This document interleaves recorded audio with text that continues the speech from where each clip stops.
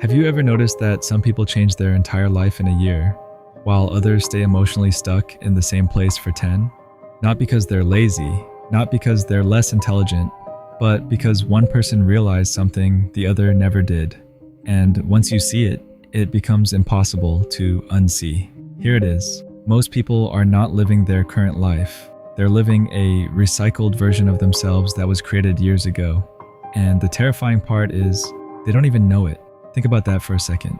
The way you speak to yourself, the way you react to stress, the way you hesitate before opportunities, the way you assume how people see you.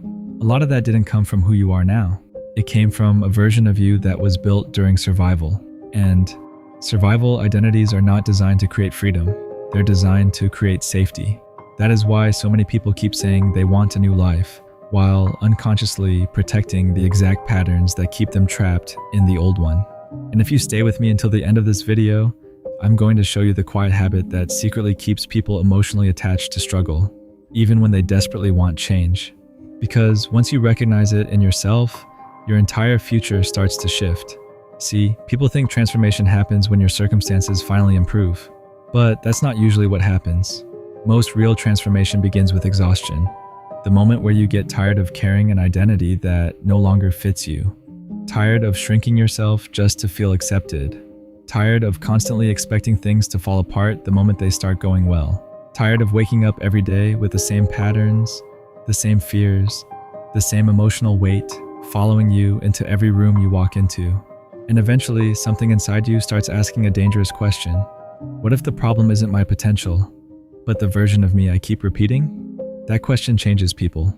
Because once you realize your personality is not entirely you, but also a collection of emotional habits you learn to survive, you stop treating every thought as truth. And that is where freedom begins. See, most people don't realize how much of their life is automatic. The same reactions, the same emotional loops, the same excuses disguised as logic, the same self-doubt repeated so many times, it started sounding factual. Your mind memorizes patterns. If you spent years believing you had to struggle for love, your nervous system may feel suspicious of peace. If you spent years feeling ignored, attention may feel uncomfortable. If you spent years surviving instability, calmness can actually feel unsafe at first. And that's why healing feels strange before it feels natural, because your mind confuses familiarity with safety. Let me say that again because this explains almost everything about human behavior. Your mind confuses familiarity with safety, not happiness, not growth, not peace, familiarity. That's why people return to situations that hurt them. That's why people sabotage opportunities they prayed for. That's why some people stay stuck in cycles they consciously hate. Their nervous system has memorized survival, and survival can become addictive without people realizing it. Some people become so emotionally familiar with stress that peace feels empty. Some people become so used to disappointment that hope starts feeling dangerous. Some people become so attached to proving themselves that they don't know who they are without struggle. And this is the part nobody talks about enough. You can outgrow pain intellectually while still being emotionally attached to it subconsciously. That's why information alone rarely changes people. You can watch motivational videos every day, read books every week, listen to podcasts for years. But if your identity remains the same, your life eventually circles back to familiar emotional territory. Because identity always wins long-term. Always. Your habits follow your identity. Your standards follow your identity. Your relationships follow your identity. Even the opportunities you allow yourself to pursue are controlled by identity, which means if someone secretly believes they are unworthy, they will unconsciously resist the very things they claim they want. Not on purpose, but because receiving more would require becoming someone unfamiliar, and unfamiliar feels threatening to the nervous system. That is why change is not just mental, it's emotional, psychological, behavioral. You are not simply learning new habits. You are teaching your body that a new reality is safe to live in, and that takes repetition. This is also why small promises matter so much, because every time you break promises to yourself, your mind collects evidence that your words cannot be trusted. And eventually, self-doubt is no longer emotional. It becomes neurological conditioning. But the opposite is also true. Every small act of consistency starts rebuilding trust with yourself. Getting up when you said you would. Following through even when nobody is watching. Choosing discipline over emotional impulse. Speaking to yourself with respect instead of constant criticism. Those moments seem invisible, but they are reshaping identity in real time. And slowly, something begins to change. You stop needing motivation every 5 minutes. You stop negotiating with yourself constantly. You stop collapsing every time life becomes uncomfortable, because you are no longer depending on emotion to decide your direction. You are operating from identity. And identity changes the way people move through the world. Have you ever met someone who carries a quiet certainty about themselves? Not arrogance, not ego, just groundedness. Life can hit them hard, and they still remain emotionally stable. People can doubt them, and they still continue. Things can take longer than expected, and they still don't abandon themselves. That kind of energy does not come from perfect circumstances. It comes from someone who stopped letting temporary experiences define permanent identity. And honestly, this is where most people lose years of their life.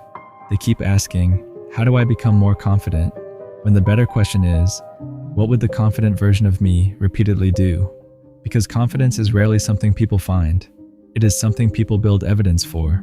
One action at a time, one difficult decision at a time, one uncomfortable moment at a time.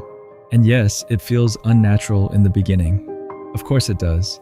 You are asking your mind to stop identifying with a version of you it has practiced for years. That creates internal resistance. That's why growth often feels lonely before it feels empowering. There is a phase where your old identity starts losing control, but your new identity still feels unfamiliar. That middle phase is uncomfortable. People around you may not understand you anymore. Old habits may keep trying to pull you backward. Part of you may even miss the old version of yourself simply because it was familiar. And this is important. Missing who you used to be does not mean you should become them again. Sometimes growth requires grieving old versions of yourself. The people-pleasing version, the fearful version, the version that kept settling, the version that kept abandoning its own needs just to feel accepted. You can appreciate how those versions protected you without letting them control your future. Because not every identity deserves permanence. Some identities were only survival responses to temporary environments. And one of the most powerful moments in life is when you finally realize, I do not have to continue being the person my pain created. That realization changes everything. Because now your future is no longer chained to your past reactions. Now you can consciously choose. Choose different standards. Choose different thoughts. Choose different behaviors. Choose different environments. Choose different beliefs about what is possible for your life. And no, this does not happen overnight. Real transformation is usually quiet in the beginning. It looks like consistency nobody applauds. It looks like boundaries nobody understands. It looks like continuing even when results are invisible. But eventually, the invisible work becomes visible reality. One day, people call you disciplined, without seeing the years you spent fighting your old habits. One day, people call you confident, without seeing how terrified you used to be. One day, people look at your life and assume it happened naturally, without realizing how many internal battles you had to win privately first. And if you've made it this far into the video, I want you to comment this phrase below.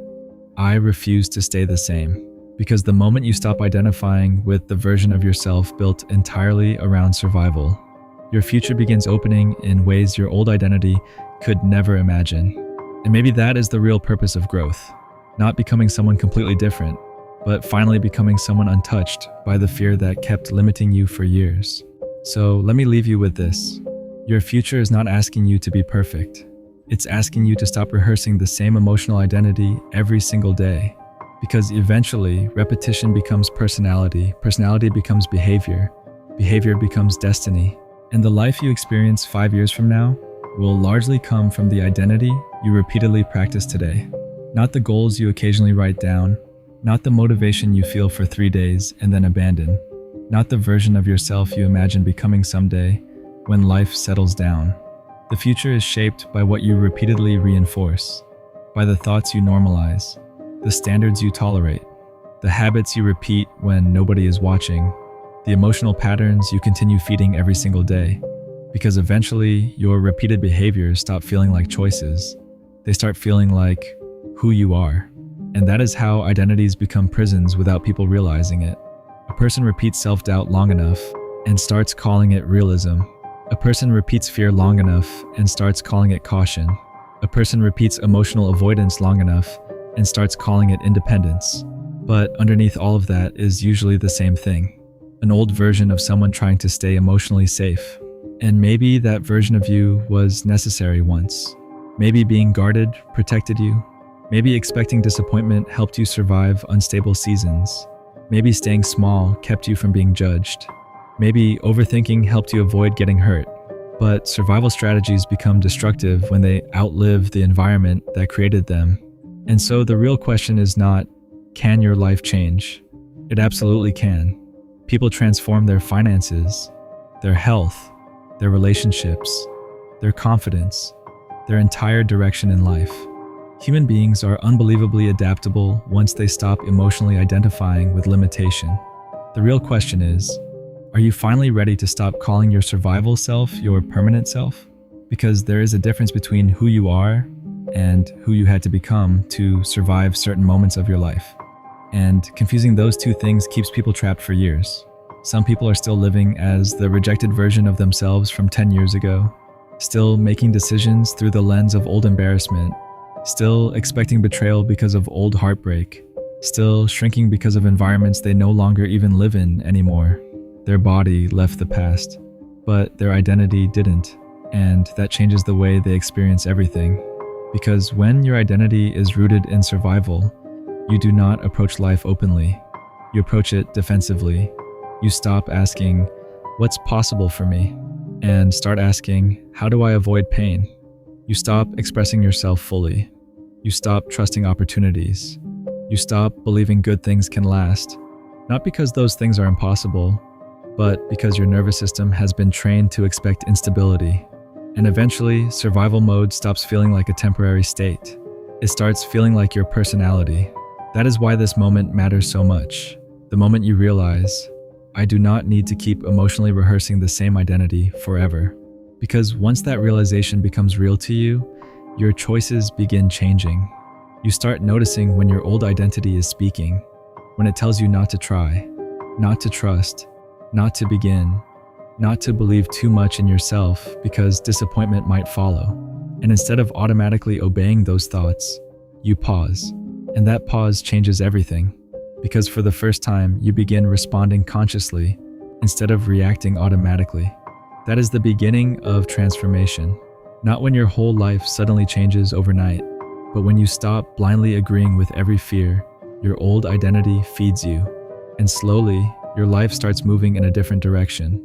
You begin making decisions from growth instead of protection, from self-respect instead of self-doubt, from possibility instead of fear. And over time, those small shifts compound. That is how people reinvent themselves. Not through one huge motivational moment, but through repeated moments where they stop handing control back to the version of themselves built in survival. And listen carefully, because this part is important. Your future will never require you to become someone fake. It will require you to stop pretending the fearful version of yourself is the truest version of yourself, because it isn't. It's just the most practiced version.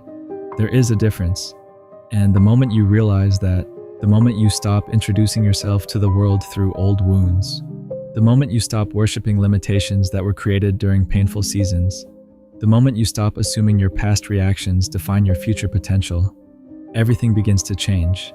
Not all at once, but deeply, quietly, consistently, powerfully, until one day you look at your life and realize something unbelievable happened.